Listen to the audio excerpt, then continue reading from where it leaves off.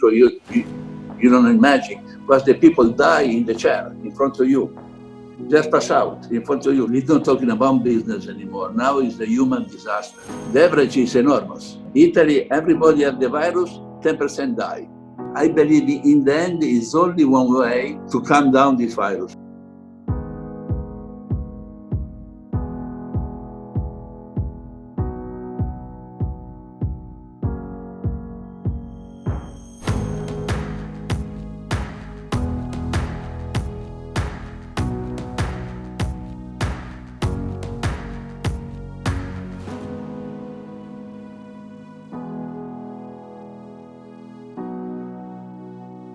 Hi Flavio, thanks for joining. You recently donated 100,000 euros to the hospitals in Milan, I saw. Do you have some friends also in the health sector there that are maybe able to tell you if there's some light at the end of the tunnel or if it's still really, really terrible?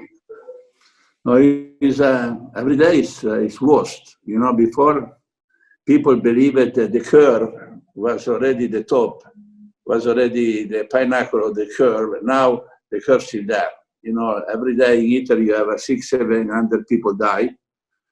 Imagine only Bergamo, 5,000 people die in Bergamo. I mean, it's really bad. And luckily, South Italy is still plus or menos safe because the organization of the hospital in South Italy is not good like in North Italy. I mean, my God, I hope nothing happened to South Italy because if the virus arriving there, it'd be a disaster. Yeah, you've been very outspoken as well to the stay-at-home message. Because look like for the moment only one possibility to stop the virus, not to kill the virus. To stop the virus is stay home. But in this moment in Italy, look like everybody accept that, but it's not easy, no? Because we living in big houses, but thinking about you living 40, 50 square meter with 2 or 3 children, and it's very bad. You know, it's really difficult time in Italy. Yeah, let's go a little bit onto the business side of that to hopefully give some advice to everybody in the world who has small businesses or medium-sized businesses. You have a lot of restaurants and bars and clubs, and I think more than 1,000 employees. Can you give us a little bit of advice? I saw in Monaco you managed to pivot your business model on one of them to do home deliveries.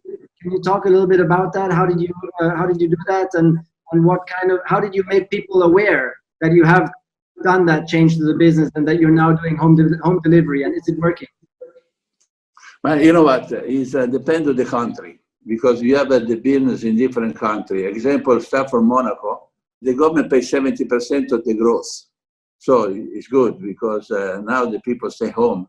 You don't need to go shopping, you don't need going anywhere. And 70% of the gross is very good. You know, this is, wherever gross is, if I have some employee make 10,000 euro, the government pay 7,000 euro. So Monaco, Twiga, Cipriani, Cova, and now Crazy Pizza is safe. The government done a super job. UK, fine. The government support the same of the Monaco, 70% of the employment. And in Italy, fortunately, we don't open yet. Because normally in this period, we open Twiga in Forte dei Marmi, and we open Billionaire in Sardinia. We're talking about between the two, 350 people. But for the moment, we done nothing because it's very, very difficult. I believe it to do in the season this year. So basically, we have everybody is under the government pay, and we, Cipriani, what we done to keep somebody working, we done the room service. You know, we don't make any money, but at least we give the service to our client because you know what. You need to respect the clients. You have your people in Cipriani have dinner in our place every night. So, for respect to all these customers we have, we keeping the room service open. But you know, Dubai is impossible. London is impossible doing that. And basically it's a disaster because you don't know what's going on. You don't know when you open. You don't know. Sure, when you open, if you have 1,200 employees now, when you open, you don't open with 1,200 employees. Maybe it take 2 years. You know, maybe it's a new rule. In the restaurant, maximum 50 people.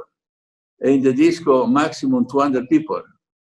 So we are not sure if we had the restriction by the rule, by the law. We need talking with the landlord. Because if I pay €1 million rent, it's because I have 8-9 million business. But it's the new rule. Can't be the business talk about more of the 100 people. You know, we need to discuss everything with landlord. It's a very complicated situation.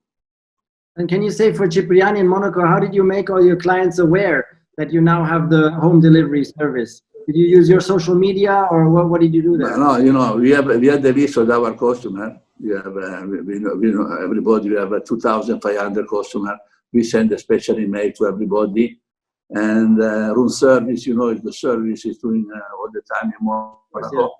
Room service. We convince room service. Myself and Giraudi, we convince room service to do the delivery because it's not too complicated. You know, you don't know the people is coming your house. It's very complicated. Now it's working very well. Basically, it's a Cipriani Sanchi, is the Chinese restaurant of the Ricardo and the burger company of Ricardo Gruber. Yeah. Do you have any advice on what you're doing, like with your 1,000 employees, to keep them a little bit positive? Like, do you do a broadcast where you speak to them on video conference or something, or you write them messages? No. My people, Francesco, Brian, the general manager, speak every day with everybody. We need to keep in touch because it's, nobody, you know, expect one situation like this. You know, this, I think so, it's a big crisis. We remember, because we have Lehman Brothers, after was the financial crisis for one country. You have the tower, again, terrible situation, it was in America. Now this situation hit everybody. You know, everybody is in the same situation now because it's these enemies, you don't know the enemies because these enemies is invisible, they attack you. When I was in Milano, see the hospital, Nico, you don't imagine, because the people die in the chair in front of you, just pass out in front of you. Was wait to go see the doctor. In Italy, we're talking about the 13,000, 14,000 people die. I mean, it's not, and Italy, everybody has the virus, 10% die. The average is enormous. In the town of Bergamo, it's 13%. So 5,000 people die in Bergamo town. You know, it's completely mad. Yeah. One more thing, everybody's working from home at the moment. And in the podcast that we did like 2 years ago, you mentioned that you have these hard cutoffs in your teleconference, in your telephone conferences where you do 15 minutes. Are you still sticking to that at the moment? Even no, but you know, now we're not talking about business anymore. Now it's a human disaster. Everything you do in the normal business is not possible to replicate now. Now it's a human disaster for everybody. You know, it's a completely different approach. It's not like when you manage in normal business. Now you're not managing. You're managing to keep the people safe. First, you need people safe. Second one, we need to see what's going on in the next 2 months, 3 months, to if you start with the business or not. I don't believe that this summer we have any business because first, think about Dubai, the people scared to fly. Italy, the tourism must be a disaster for the same reason, no? Now the psychology is stay away from people. Nobody wants to go in the plane, sit next to somebody. You know, I believe Venice, the town of Venice is empty. The hotel occupation is zero. Venice is living on, you know, the business of Venice is the tourism. But all Italy, we don't know if you open in Sardinia, if you open in Forte dei Marmi. I don't think so. I don't think so because for the moment, sure, we stay in the quarantine just to the 12, 13 of May. You know, people announce 13 of the April, forget it. You see, We stayed at 1 month in this situation. And I don't know, honestly, it's very difficult to predict because everybody you have a bad news. Yeah, I also have 2 businesses in Germany. One is a huge festival, which was supposed to happen in June. And also there, of course, that's a huge challenge to reschedule everything, to bring everybody on board again for this new date.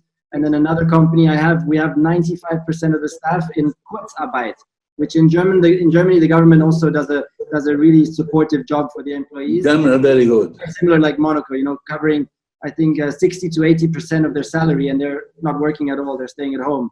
So we have that system in Germany, which is really, really helpful in this crisis, but 95% are in that Kurzarbeit. So it's tough to then get things going again afterwards.